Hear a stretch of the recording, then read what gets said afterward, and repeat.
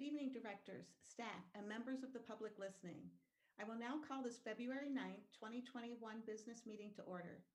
We'll begin tonight by acknowledging that buildings within Minneapolis Public Schools are located on the traditional homelands of the Dakota people.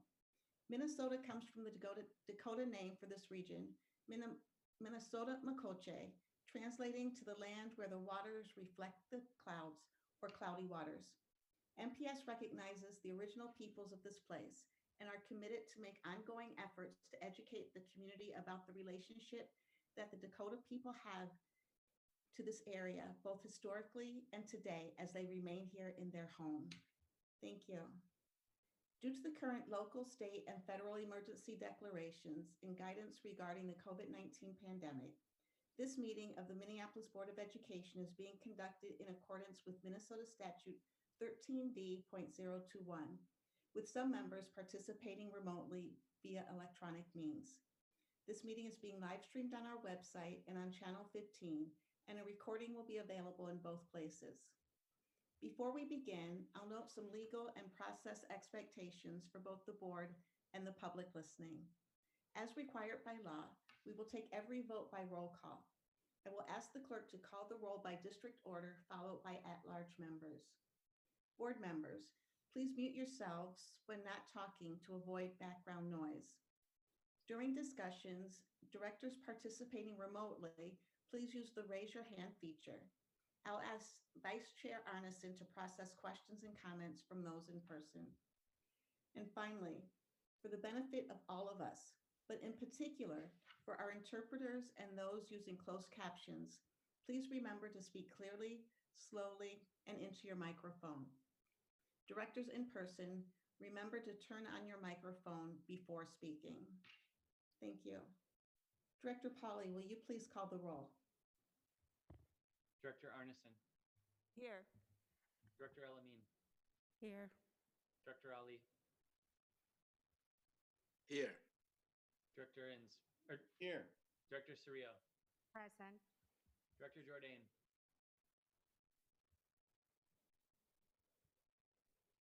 Director Jordan. Director Caprini.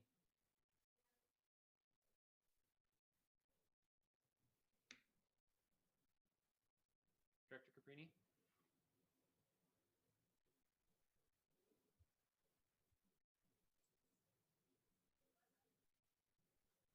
Director Polly's here. Chair Allison. Here. Student Rep Kevin Meskel. Here. Director Polly, just want to note we're having a little technical problem, but Director Caprini is here. Her microphone is just not working at this moment. Thank you. Thank you. We have a quorum. Next, we will approve our agenda for the evening. Director Arneson, will you please move approval of the agenda? So moved. May I have a second with last name for the record? Second, Inns. Thank you. Our agenda's been moved and seconded. If there's any discussion, please raise your hand to be recognized. And Director Arneson, I'll ask you if there's any hands on the floor.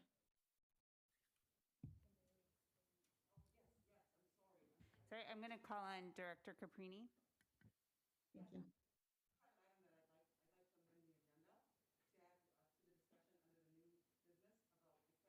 add to the discussion under the new business about declaring Tyler Johnson Day within Minneapolis later this month.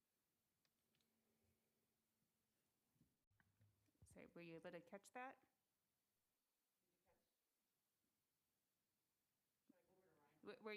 I'm looking for Chair Ellison. Were you able to catch that? We're unclear if it's working over here. Okay, I can hear Director Arneson. I cannot hear Director Caprini. Okay, so I'm going to just ask that Director Caprini maybe just say this for a moment. Hold on just a second. Sorry, guys. We're moving to find a location that works. Okay. Can you hear me? Yes. Excellent. Thank you. Thank you, Chair Ellison. I move to amend the agenda to add a discussion under new business about declaring Tyler Johnson Day within Minneapolis later this month. I will second that motion, Arneson. Thank you. It's been moved and seconded to amend the agenda. Please raise your hand for discussion only on the amendment to the agenda. Director Arneson, any hands up? No. Okay. Seeing no hands, will the clerk please call the roll on the motion to amend the agenda to add a discussion item on declaring Tyler Johnson Day under new business? Yes, sorry. Director Arneson, Yes. Director Elamine, Yes. Director Ali, Yes. Director Surreal, Yes. Director Inns, Yes. Director Jordan, Director Caprini, Aye. Director Polly is a yes, Chair Ellison. Yes, thank you. That motion carries. Now, is there any other discussion on the now amended agenda? Seeing no hands, Director Polly, will you please call the roll on the amended on the agenda as amended? Yes, Director Arneson, Yes. Director Elamine, Yes. Director Ali, Yes. Director Surreal, Yes. Director Inns, Yes. Director Caprini, Aye. Director Polly is a yes, Chair Ellison. Yes, thank you. That motion carries and we have an approved agenda. Director Polly, will you please move approval of the minutes before us? So moved. May I have a second with last name for the record? Second, Arneson. Thank you. The minutes as presented for the January 12th and January 19th meeting have been moved and seconded. If there's any discussion, please raise your hand to be recognized. Seeing no hands, will the clerk please call the roll on the minutes? Director Arneson, Yes. Director Elamine, Yes. Director Ali, Yes. Director Surreal, Yes. Director Inns, Yes. Director Caprini, Aye. Director Polly is a yes, Chair Ellison. Yes, thank you. That motion carries and the minutes have been adopted. Next, we will hear from members of the public. Like with the past several months, public comments for tonight's meeting were accepted by voicemail. Messages will be played in the order they were received. I will now ask staff to play the public comments.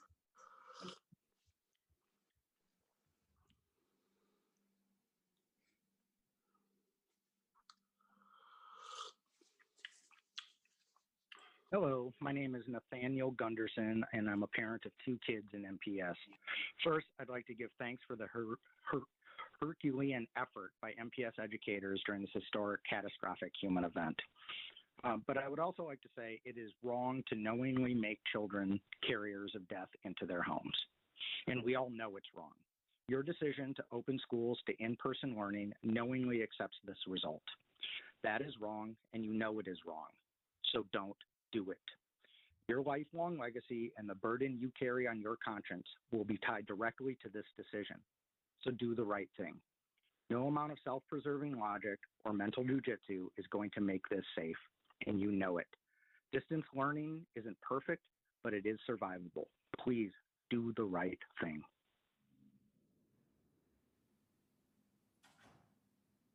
My name is Leah, and I am a special education teacher here in the district, Minneapolis district. The return to school at this stage in the game is irresponsible and a blatant disregard for student learning outcomes and human life. If the district cares about academics, you would not bully us to change the method of teaching, just as we are beginning to find a stride in distance learning. Now, students and teachers alike are required to teach and learn how to be in a school building, some of whom have never been in the school building at all, and now they have to learn how to be in school and mind COVID safety precautions. It doesn't make sense. If the district cared about its staff and students and families, you would learn from the mistakes of the surrounding districts. Example, after just 8 days of being in person, Bloomington had to go back to distance learning because there were too many COVID cases and exposures within the transportation department. Do we really think the inevitable back and forth of distance learning and in-person is worth you all saving your bottom line? Because that's what this is really about. It's about the bottom line. It's about the money, and you are sacrificing lives for money. My name is Brianna Harder, and I am a social studies teacher at Patrick Henry High School. This is my 22nd year in the district, all at Patrick Henry High School. I've said it to the board before that I love my family, family with a PH, fiercely. And I also love our educators and community members of Minneapolis Public Schools equally as fiercely. I'm calling in deep concern and opposition to this rush to in-person learning. We have significant challenges left to face as it relates to the COVID-19 pandemic. And there is some hope in the vaccination process that is happening. We are close to being able to be more safely in person. But there are so many questions that we are asking that are going unanswered.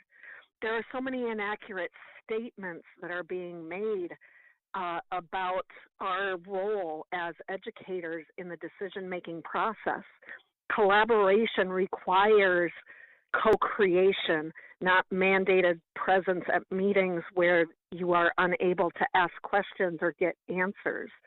Our health and well-being of our students, colleagues, and communities has to be front and center. We all want desperately to be back, but we don't want that to occur if it's coming at the expense of human lives. Please reconsider. Dr. Osterholm has said that we are going to be seeing a spring like we have never seen. Keep us in distance learning. Keep us safe. Let's do better. Hi, my name is Ashley Ferruzzi. I'm a K-8 specialist, physical education, and my relationship to Minneapolis Public Schools is as a teacher. I'm concerned first about the safety and the rush to return to schools. It sounds like there was kind of a bait and switch going on for families. They're promised one thing, but the reality of the schools is another thing. My site has not passed the safety walkthrough, but yet we will still be opening our doors and recommending that families come in. There's no stopping that or slowing it down. We'd like to work together. We would like you to listen to us. We need staff members that are fully vaccinated. The exposure rate for our ESPs and SEAs is too high. The exposure rate for specialists are too high. Seeing multiple classrooms, multiple different times a day is not safe. I'd also like to say that the idea of not having hard dates and letting families ebb and flow to in-person versus distance make it absolutely impossible for staff members to create safe conditions for your child. If students are coming in and out at undisclosed times into the rooms or breaking pods, it's going to be unsafe. I'm also concerned about staffing. If a lot of more students show up in person, then we have to pull more staff from distance learning, and thus is going to cause disruption to students, yet again, getting new classroom assignments, new teachers, new classroom communities. The information has not been transparent. It's been very confusing. I hope that MPS will work with staff. We want to open the buildings for students. We want to be safe, and we want everyone to be a part of this plan. Skipping phases is not a good plan. Thank you. Hello, my name is Lindsay West. I am a teacher at Barton Open in Minneapolis for Minneapolis Public Schools. I'm calling in regards to schools or K-5 schools being reopened. Currently, I am worried about the schools being adequately staffed.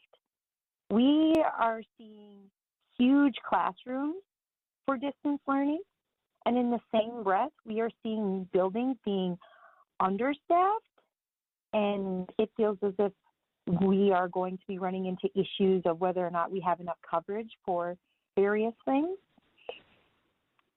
I'm concerned about this because I feel like it endangers the health and safety of not only students but staff. I want to know why can't more be done on the part of senior leadership to bargain with MFT and the ESP union to see that these concerns are addressed? If we are to move forward in a collaborative and mindset that we are all doing what's best for kids, I think it's in the best interest that senior leadership start bargaining with teachers. Thank you. I look forward to any questions or comments you might have.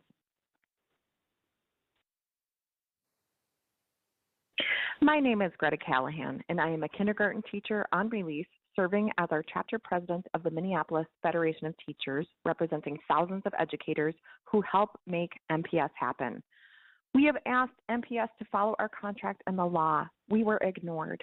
We had to go to court and have a judge rule in our favor and get a temporary restraining order against MPS just to get them to follow the law. We have put forward extremely reasonable safety proposals. We have been ignored.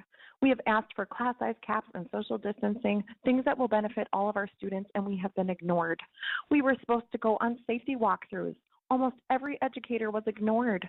Oh, and the one teacher who went on a safety walkthrough successfully went home and got a notice that she was just exposed to COVID on site.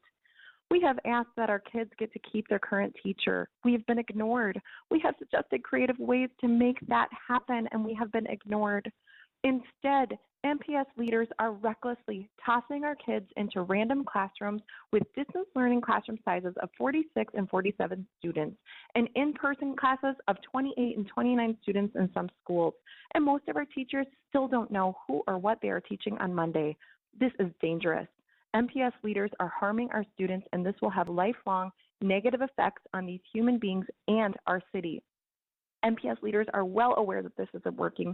They are aware that this isn't safe, but the egos of Ed Graff and the majority of our school board members are carrying more weight right now than the physical and well-being of thousands of students. It's not too late. Do the right thing. Put your adult issues to the side and put our kids first. Hi, my name is Brianna Mercury, and I'm a mother of 3 Minneapolis Public School students. I'm also a registered nurse. My kids have had the same teachers in the same format all year long.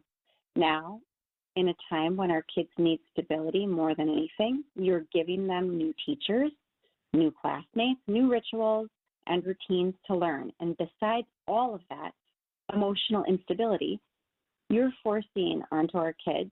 You are now putting them all into buildings with no social distancing, teachers who aren't vaccinated, optional testing, no class size caps, and no additional custodians or mental health supports. Shame on you. You are not just disrupting lives in the short term, you're harming thousands of families in the long term, and it's so obvious that you do not even care. I have watched as our teachers and principals scramble to put together plans that you never thought through. I have watched as those who are supposed to provide an education are fearing for the safety of their own children and loved ones. I have watched as you continue business as usual and force our kids to take standardized tests. I have watched you plow ahead, ignoring the public, ignoring concerns from the stakeholders, and treating us all like numbers instead of human beings. You have lost the right to use the words social emotional learning and equity forever. I hope to see this school board flip next year because you are not serving the needs of our students and families. And by the way, B117 is a real threat. The UK had the entire community locked down and schools open, and it was the children who did the spreading. I listened to Osterholm every single night. I tell you, God help us, just like he said, God help us. Hello, MPS commissioners and Superintendent Graff. My name is Rachel Schmidt. I am an employee and also a resident of Minneapolis and an MPS employee as an ESP. And I'm concerned because of my safety. I saw a Fox News article just yesterday that talked about a limit of 20 per class, but I know for a fact that school where I'm working, there will be staff members, ESPs, who are required to see multiple classes, multiple students, and expose themselves to multiple people just by the nature of their job, whether it be in behavior or their support in special ed. I am very concerned about their safety, and I'm especially concerned about the lack of protocols that have been shared with us as staff. The safety information that we have received thus far is not enough. We do not have a proactive approach rather than it feels very reactive. I urge you to work with our union, to work with us, the staff, the people of MPS, who you represent, who you work for.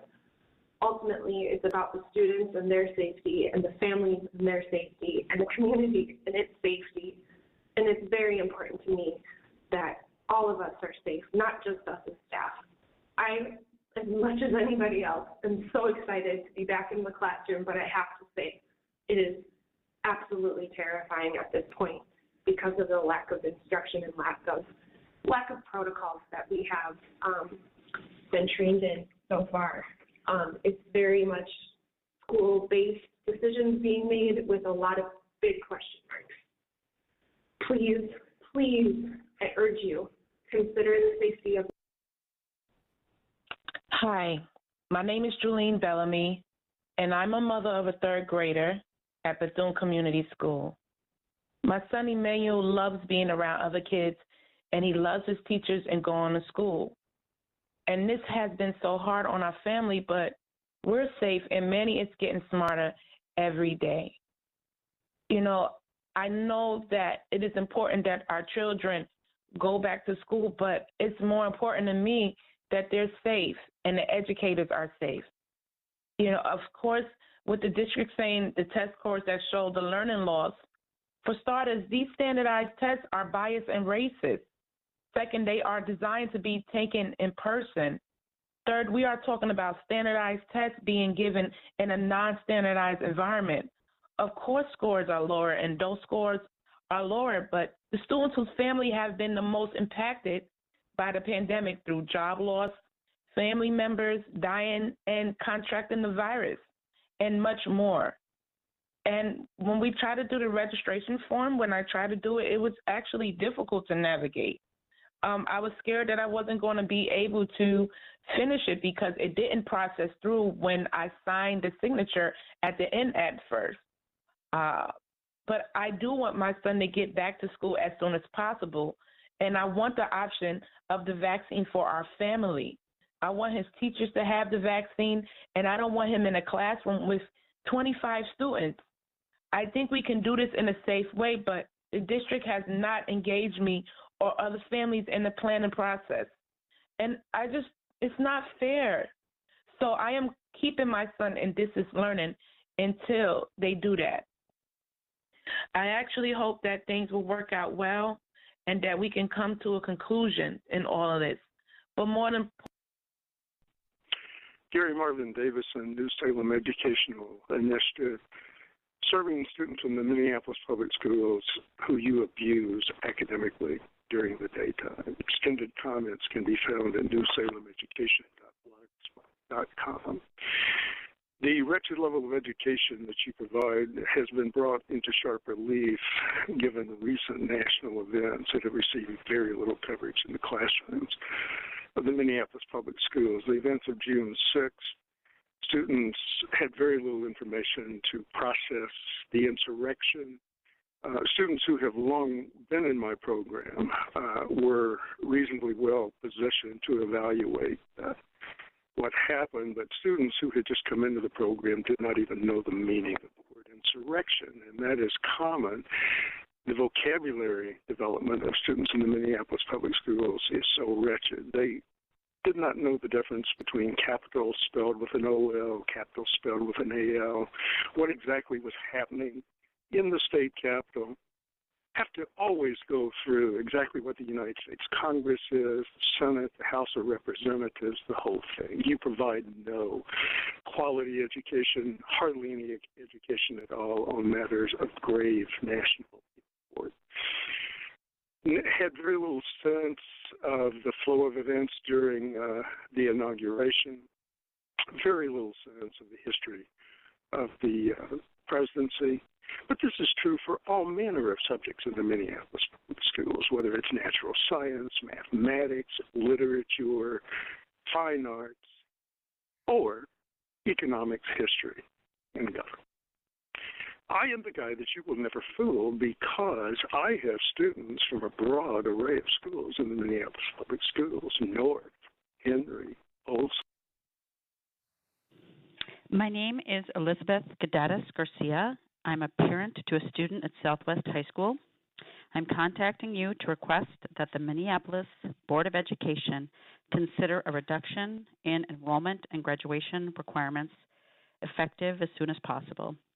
Would you please include this as an agenda item for the February 23rd policy meeting? Please consider passing the following measures for immediate action. 1, permit high school students to reduce their class loads by dropping electives and non-core required classes for the remainder of the school year. This should be extended to all high school students, not just those 17 and up. Please also inform parents and students of this choice. Students who may appear to be managing academically may be dealing with significant stress due to COVID-19 or other factors. 2, also reduce the total number of elective credits required for the graduating years 2020, 2021, 2021, 22, 22, 23, and 23, 24. After that time, the graduation requirements could return to those established prior to the 2020-2021 school year unless otherwise determined. Lastly, please create a timeline with accountability for high schools to create options for academic supports and credit recovery other than the current internet-based choices. Thank you for your time and consideration. Hello, my name is Edward Barlow, and I am a teacher in the Minneapolis Public Schools. Here's my message. Being able to communicate effectively is one of the most important life skills to learn. It allows us as individuals and communities to understand the flow of thoughts and intentions. It gives us the ability to understand different perspectives and adjust inferences due to a lack of knowledge. Our school district is in desperate need of communication with the community regarding the return to in-school learning. There are so many questions and not enough answers. As a parent, I would want you to know how school is going to work for my child. For example, will they have the same teacher as they've had in distance learning? Answer, they don't know. They don't know because they haven't had communication with teachers in a consistent manner to determine if they are in a position to come back to the classroom without possible harm to their own families or themselves. There has been no consistent plan put in place to let us know and feel that safety for our school community is their #1 priority. As a parent, have you been given a clear-cut, thought-out process for what happens when a virus outbreak happens in a school? I can sure say that we will be in need of a plan. There will be outbreaks. What happens to the educational process then? Are they going to just go forward without closing the school site, or do they have a distance learning backup? Did the district tell you we have already lost one of our bus drivers to COVID? Did you know that some of our early childhood programs at school sites have already had outbreaks and had to shut down? How many risks are they willing to take with our lives? The school board won't even meet in person, yet they are. Marcia Wyatt, an educator in Minneapolis Public Schools. There is a callous disregard for us as educators and staff, and a failure to see us with loved ones and lives outside the classroom. Across this U.S., the deaths of educators have torn at the fabric of the school experience. Now there is a vaccine. Why not wait until all educators are vaccinated to protect them, their families, as well as our students and theirs? Especially now with several variants of the virus, more contagious, spreading much faster, and being more deadly. The messaging from medical community in the district has been confusing and constantly changing. Continuing to hear their children are asymptomatic carriers. Continuing to hear that we should social distance. Continuing to hear that we should protect those who are the most vulnerable. We've even been told to stay at home if we can work remotely. We've been told students should be 3 feet from each other and 6 feet from adults. And then we've been told that students don't have to be 3 feet from each other. Classrooms in many buildings are not large enough to set up for this with students returning. Some rooms are without windows, and some with windows do not even open. Our staff have requested accommodations to work remotely because they are living with someone or they themselves are compromised in their health, but are denied with an explanation of undue hardship. The undue hardship is an educator who has to come into a building who should be working remotely. The undue hardship is an educator who has a mother, father, or child at home that cannot afford to contract COVID because it would be a death sentence, and they are forced to have to work in a building regardless of in-person or distance learning. The undue hardship is every educator who is being forced to say goodbye to students and families they have worked so hard to establish relationships. The undue hardship is the undoing of strong relationships, breakthroughs that have been made or about to be made, a level of trust and respect that is now broken. The undue hardship is the additional trauma that is being experienced. The undue hardship is... Hi, my name is Daisy, and I am the parent of a first grader at Falwell Elementary. I am calling in regards to schools reopening next week. First of all, I'm really disappointed that my student is missing a complete week of education during Black History Month. I can only assume there will be more disruptions throughout the month because he's getting a totally new class. So there's a lot of lost learning for students in a very important time. I'm also concerned that some schools may not have the same PTO funds in order to buy the supplies that they need to open safely. I've seen lists circulating of schools similar to Falwell's school asking for supplies. This is really troubling that some schools have a leg up in safety that other schools don't. Secondly, I heard that schools were allowed to check things off of the list if they hope to have them completed in time for reopening. I'd like to know what kind of follow-up the school district is doing on people that are simply checking things that haven't been completed off with hopes that they'll be completed. And then another concern I have is I was actually just at the doctor's because I'm really sick. And my doctor also works in the emergency room at HCMC, and they were telling me how dangerous the spread is through aerosols and how dangerous it would be, for example, to have a group of 30 children in a classroom eating together. What is the school district doing to make classrooms safer, especially in older buildings that haven't had the same maintenance as other buildings in the city simply because they're poorer schools? Thank you. Hi, my name is Claire, and I live in Minneapolis. I'm a Minneapolis resident and also a parent of Minneapolis student. I have grave concerns about the school reopening, mostly due to many questions that are being left unanswered or being left with the question of, well, we'll see once we know. And while I appreciate that some flexibility needs to be a part of the plan, I think that more concrete plans need to be made, such as Minneapolis has a substitute shortage. And with COVID, the shortage is even more amplified. And I'm not sure what the plan is, or I don't know that the schools know what the plan is for when a teacher has to quarantine during COVID and who will be covering their class. I would love to see the board members who have voted to reopen to offer up their services to be subs to different schools. Certainly maybe they can each be assigned one of the subs, as well as the administrators, Superintendent Graff or others, to be available as substitutes because Lord knows we need to have them available.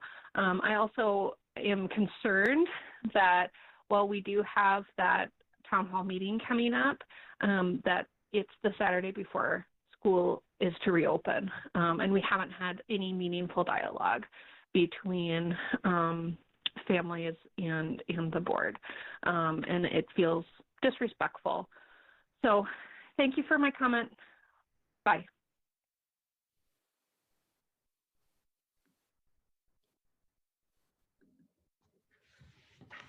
I want to thank all of those who shared their perspectives with us. Thank you very much. I'm going to now turn it over to Superintendent Graff for any reports and recommendations. Superintendent Graff, please go ahead. Thank you, Chair Ellison, board directors, student representative Gabor Meskel, staff and members of the public joining us this evening. Good evening. So for the first time in many months, I would like to begin my report with a few student recognitions. I know there's a lot going on, but I think it's a good time to pause and say that despite nearly a year of distance learning, our MPS students are resilient and they're finding ways to shine. Last month, Clara Conroy and Gabe Chang Deutsch of South High School defended their Urban Debate League title and won the Minnesota State High School League state tournament for the second year in a row. This, in addition to other significant wins, led them to being ranked #1 in the country. And if you have not had a chance to learn about this, it was on Carol Levin and Fox, I believe, earlier this week. I also want to acknowledge just a few weeks ago, Washburn Junior Helen Hedge was appointed by Governor Tim Walz and Lieutenant Governor Peggy Flanagan to serve on the cabinet of Minnesota's Young Women's Initiative. This unique partnership and between the office of the governor and lieutenant governor and the Women's Foundation of Minnesota is focused on improving the outcomes of young women in Minnesota. So we'd like to offer our congratulations to Helen on this honor and the recognition of what you will bring to the work. And we look forward to watching your leadership in this important role. I also want to extend my congratulations to an Edison High School senior and boys basketball co-captain, Jabari Langley, who reached the 1,000-point career milestone on January 28th. Langley became just the third Tommy to make the 1,000 mark. So congratulations to Jabari on your accomplishment and on a great high school basketball career. And while he's not technically a student anymore, you all know this saying, once a Polar, always a Polar. Would like to congratulate again North High alum Tyler Johnson, who in his rookie year with the Tampa Bay Buccaneers can add a Super Bowl championship to his impressive athletic resume. So congratulations, Tyler. Now I'd like to provide just some updates on our back to school. And despite being the coldest week of the winter season, on Monday we successfully welcomed for the first time this school year, our pre-K and kindergarten students into in-person learning. Tomorrow we'll welcome our first and second graders who've chosen to return to in-person as well.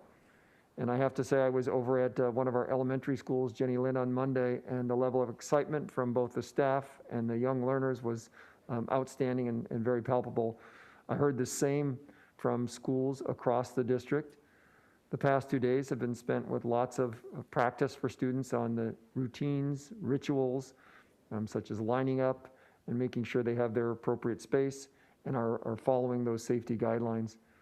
And I really applaud the creativity that goes into those lessons with our staff, making sure, again, students are figuring out ways to practice their spacing, reinforcing that, and modeling it for them. It's just great to see our students back in the building. Prior to opening, we were also pleased to reach and engage with some 1,500 families and staff members last Saturday for our pre-K through 5th grade in-person learning virtual question and answer time. And I'm grateful to our staff who were able to handle the behind-the-scenes work to make that event a success, and to the professionals on the camera who clearly demonstrated all the work that has been done in support of our schools to get ready for our students returning this week. I will also note that online participants via Eduvision and Facebook were mostly English speakers, though we did have some breakout rooms and interpretation for Somali, Spanish, and Hmong families.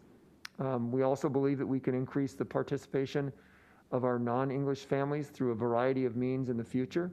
And so we're working to broadcast on partner sites, providing more upfront time for word-of-mouth communications through both community members and school staff, and by providing more original content in those languages on social media platforms. So obviously, during this pandemic, we're becoming more comfortable and proficient at this medium every time we do it, and we continue to receive positive feedback from those participants who are there with us.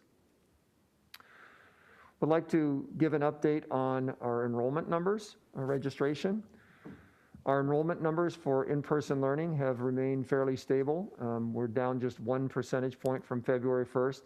As of today, we're reporting 41% of our pre-K through 5th grade students who are remaining in distance learning, and about 59% registered for in-person learning.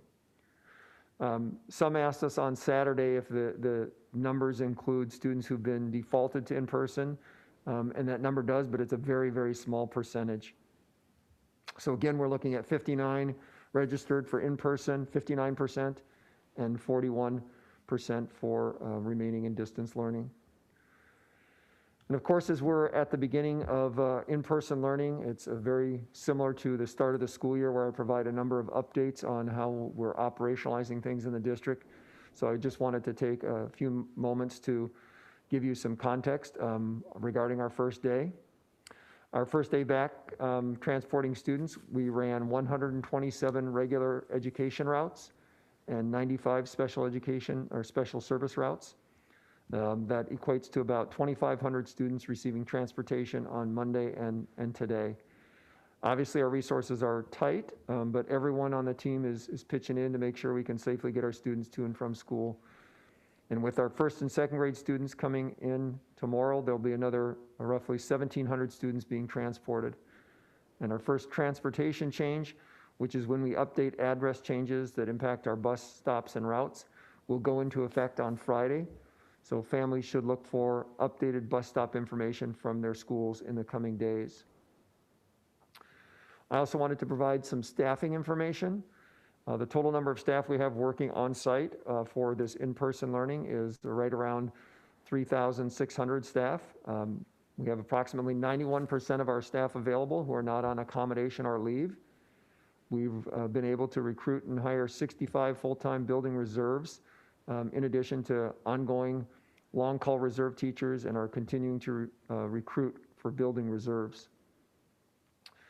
We've redeployed approximately 130 teachers on special assignment, both centrally and through the district program facilitators, so that they can be on call to support schools for substitute teaching if needed.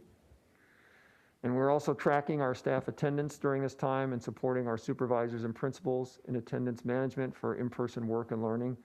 And to date, we have roughly 400 employees who've received accommodations, mostly to telework. So we're again applying that on an individual basis and reviewing that daily. Just a brief update on vaccines. It's been mentioned before that the state has approached a pilot program. They're continuing to develop and implement a strategy for vaccinating educators, school staff, childcare staff, based on the learnings from the state pilot sites. This week, the state site in Minneapolis will continue to serve educators and school staff in the metro area. And those invited are pulled from the wait list that was generated in the second week of the pilot program. And so again, appreciate the advocacy that has been happening, not only from Minneapolis Public Schools, but from our supportive districts and nearby districts around the significance of vaccines. And we're working to make sure that as the state puts out that communication on their program, that we distribute that to employees. And of course, hardly a meeting goes by that we don't give an update on our COVID rates in the city. And so, in working closely with our Associate Superintendent, Cox, shared the following numbers with me today. We're right around 468,000 positive cases across Minnesota. And so we continue to monitor that case data across the state. Our death total in Minnesota is right around 6,300. So very sombering kind of news around the impact that COVID has had on many of our fellow Minnesotans. But then looking at the city data, and of course this is from February 2nd, so that's a week behind. The city data is right at 21.5 per 10,000.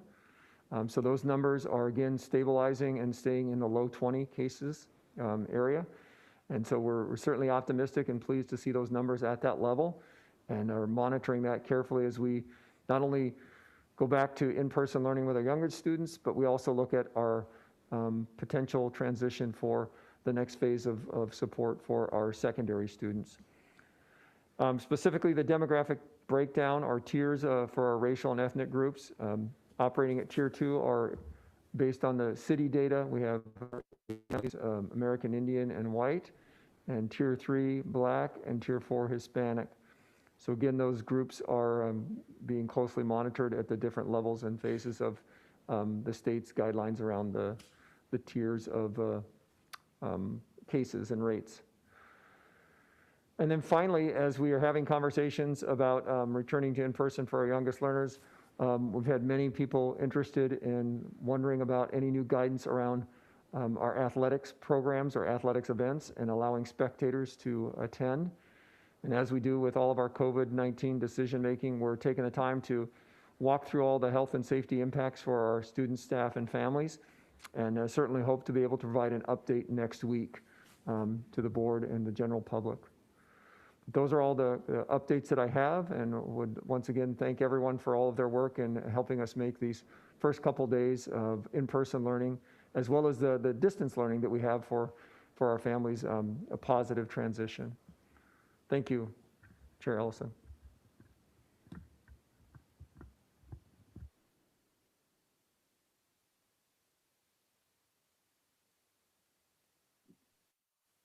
Thank you, Superintendent Graff. Directors, do you have any questions about what the superintendent has presented to us? Please raise your hand. I'm seeing no hands up here. Director Arneson? Yep, Director Surreal.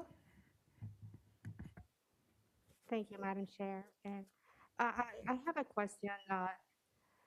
Why is it that we are following the Minnesota Department of Health guidelines versus the CDC guidelines?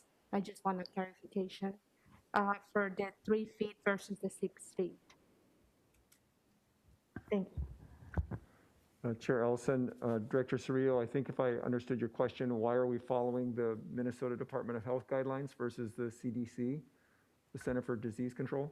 Correct. I just want a clarification because that has been an issue that was brought up, and I just want to clarify that. Yes, we work directly with the Minnesota Department of Health for approval and consideration of our in-person learning plans. And so as part of that process, we meet with our regional support team. We also have that reviewed by the city epidemiologist as well as the staff from the Minnesota Department of Health, and they supported the plan, and so we're moving forward with that. Thank you.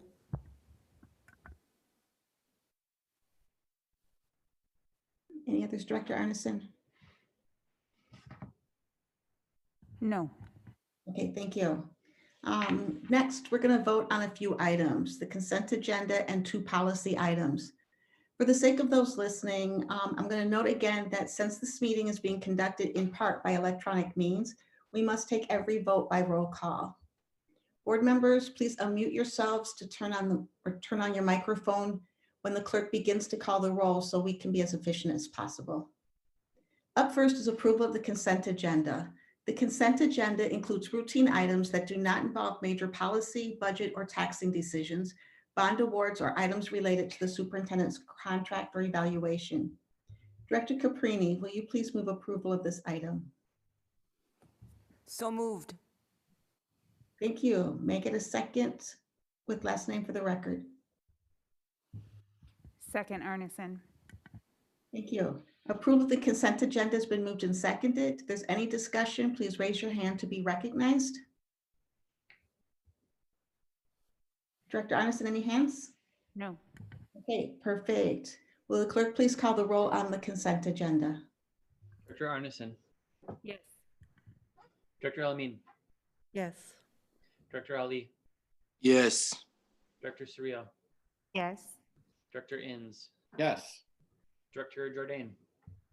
Yes. Director Caprini. Aye. Director Polly's yes. Chair Ellison. Yes, that motion carries and the consent agenda is approved. The next item is repeal of policy 6420. I will note that this change has been recommended by the board's policy committee as it is outdated and redundant in state and federal law. Director Polly, will you please move approval of this item? So moved. May I have a second with last name for the record? Second, Inns. Thank you. The resolution repealing policy 6420 has been moved and seconded. If any discussion, please raise your hand to be recognized. Seeing no hands, will the clerk please call the roll on the resolution? Director Arneson. Yes. Director Alamin. Yes. Director Ali. Yes. Director Surreal. Yes. Director Inns. Yes. Director Jordan. Yes. Director Caprini. Aye. Director Polly's yes. Chair Ellison. Yes, thank you. That motion carries and the resolution is approved.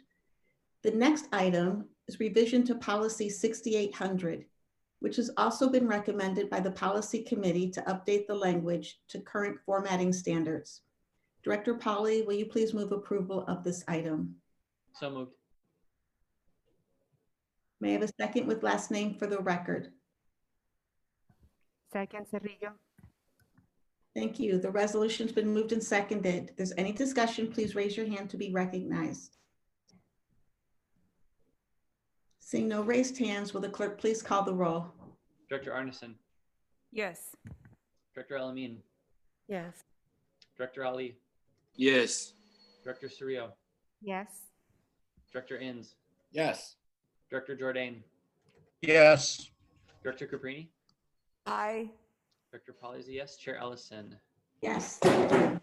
That motion carries and the resolution is approved.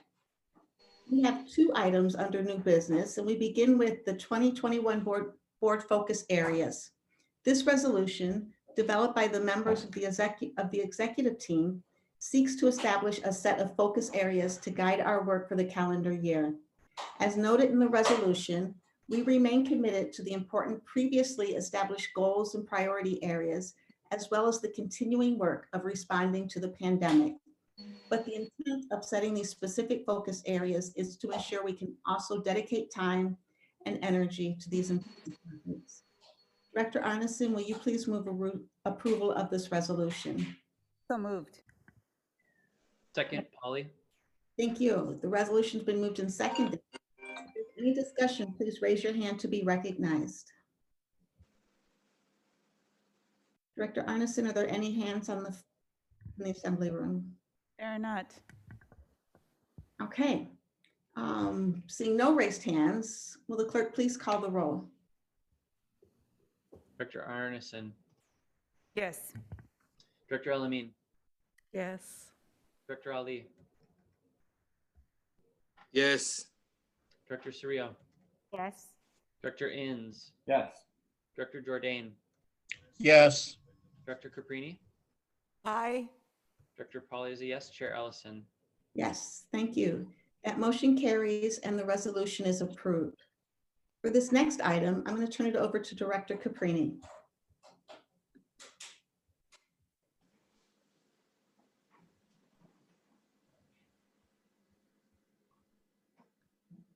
Thank you, colleagues, for thank you, colleagues, for allowing me to add this agenda item.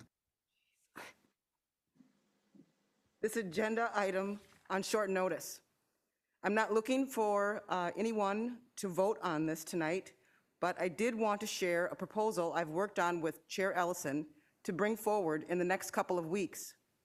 As most of you know, last Sunday was a proud day for the district, for the North Side, and for all of Minneapolis. As MPS North alum, Tyler Johnson became a Super Bowl champion as a part of the Tampa Bay Buccaneers team. As a pretty serious football fan myself, I can't even imagine how exciting it was for Tyler, his teammates, coaches, his friends, and his family to see him on Sunday, because I was totally giddy. Tyler is a role model on and off the field for all students, and we're desperately, desperately in need of a positive thing to celebrate right now. So with the support of Chair Ellison, I'll be bringing forward a resolution before our next meeting on February 24 to declare a day later that week as Tyler Johnson Day in Minneapolis Public Schools. I ask for you all to join me in supporting this resolution and help brainstorm over the next coming weeks for fun ways that we can bring this day to life. Thank you again, Chair Ellison.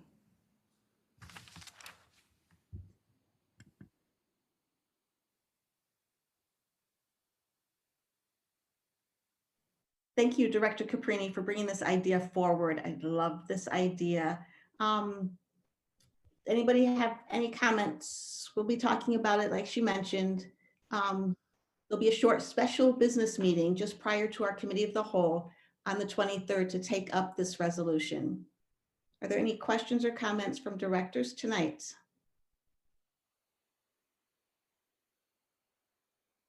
I have none online, Director Arneson. No, none over here. I think we're ready to go in a couple weeks. Thank you. All right, super excited. Thank you, Director Caprini, again. And last this evening, it's time for directors to give a brief update on the committees they chair or any other board-related activities.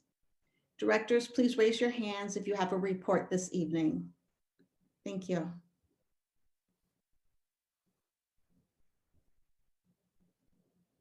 Director Polly. Thank you, Chair Ellison. Our next policy committee meeting will be before the Committee of the Whole on February 23rd. We will continue our work on governance policies. So board members, if you have thoughts or comments, please submit them to Ryan or myself before that meeting. All the materials were presented last month. They can be found online. I'm also starting the first student outcome focused governance cohort with the Council of Great City Schools. So I'll be sure to share what I learned with my colleagues over the coming year. And finally, there's just a great deal happening right now at the state level related to education, from legislation to change the definition of reading instruction requirements to state funding, potentially adding an inflationary increase, and even new state social aid standards. So if people want to get involved, you can reach out to your state rep or your state senator and share your thoughts on those topics. Thanks. Thank you, Director Polly. Student Representative Deborah Meskel. Yeah, hi. I just want to thank everyone for giving me some time to get my feet down under me and kind of understand what the board is all about. And I just want to say that I'm kind of working on getting a better perspective on how students feel during this time, and that with citywide, I'll soon be kind of creating meetings with teenagers across high schools across Minneapolis, kind of better understand how code is affecting them and things the board can do to support them. Thank you. Thank you very much. Director Arneson. Yes, Director Caprini. Thank you, Vice Chair. I just wanted to let everyone know that our next Finance Committee meeting is February 16th. And then also, just give a shout out to the Office of Black Student Achievement. They are planning a pretty amazing week to celebrate African American Family Involvement Day. You can find all the details at www.blackstudents.mpls.k12.mn.us/events. Thank you. Thank you, Chair Wilson, and I have an update as well, just a couple of things. One, I want to congratulate Jabari from Edison High School and the other students who were recognized here tonight. Second, I want to reiterate, Director Polly mentioned it, but for, for those following, specifically House File 843 is the number that if you want to contact your representative or a senator that's specifically advocate for increase in education formula, and it would tie it to future inflation, so which would be a pretty big deal because it means that we wouldn't need to go back every 2 years and ask for to recognize that there's been a cost of living and inflation in our economy. And then the third thing that I'd like to mention is that I serve on the Youth Coordinating Board on behalf of our board, and along with Director Elamine. And tomorrow we have a Youth Coordinating Board meeting. We did not get our materials in a timely fashion, so we were unable to post the action items that will happen, but we will do that in future meetings. And so, but I do want to give a verbal update about the discussion happening tomorrow. There are two main things that we will be talking about. The first is the organizational structure of the Youth Coordinating Board. There's an interest from this body to better align interjurisdictional meetings with the Youth Coordinating Board mission. Additionally, we want to be more adaptable to emerging needs of young people in Minneapolis. I think this year has certainly taught us that there's, at any given time, the situation can change, and we want to make sure that our structure allows us to meet and take advantage of the group in the room, the interjurisdictional partners, so that we can work together. The second major discussion item is on the Youth Master Plan. We've previously voted on and shared the portions of this. Thus far, we've talked about the values and goals that we share as Minneapolis elected officials. and tomorrow we'll be discussing potential action steps. I do not believe we may or may not take action on that, but I will share those materials or Director Elamine as we move forward. Thank you. And I think that's it for the boardroom. Chair Ellison. Okay, thank you. I'm just going to report, I continue to meet with PI group every other Friday morning. We're still meeting virtually, but our Indiana director, Jennifer Simon, called a meeting to refocus our MOA with the Native community, which is up for renewal at the end of this year. And so we had that meeting just to kind of regroup again. Steering committee has a meeting coming up on the 18th this month, as well as data and evaluation, curriculum, and engagement. And so again, it's not too late to get involved if you're interested. Reach out to me or Ryan or Jennifer Simon. So that concludes. Madam Chair. Oh, I'm sorry. Yeah, thank you very much. This is Director Siad Ali. Yes, the ELL caucus will meet next week, Wednesday, and Madam Chair Ellison and Ryan will inform you or send you the link of the information. Thank you. Thank you, Director Ali. That concludes the business part of this meeting. Directors, we're now going to move into closed session to continue our adjourned executive session for the reasons indicated in our meeting notice. Director Arneson, can I please get a motion to close the meeting to the public? So moved. Second, Capriti. Thank you. It's been moved and seconded to close the meeting for the noticed reasons. If there's any discussion, please raise your hand. I have no hands up here, Director Arneson. No. Thank you. Seeing no raised hands, Director Pauly, will you please call the roll on the motion to close the meeting? Director Arneson. Yes. Director Elamine. Yes. Director Ali. Yes. Director Surreal. Yes. Director Inns. Yes. Director Jordan. Yes. Director Caprini. Aye. Director Pauly is a yes. Chair Ellison. Yes, that motion is approved. We will now take a brief recess to allow staff to reset the meeting. Directors, please mute yourselves, and I will call us back to order shortly.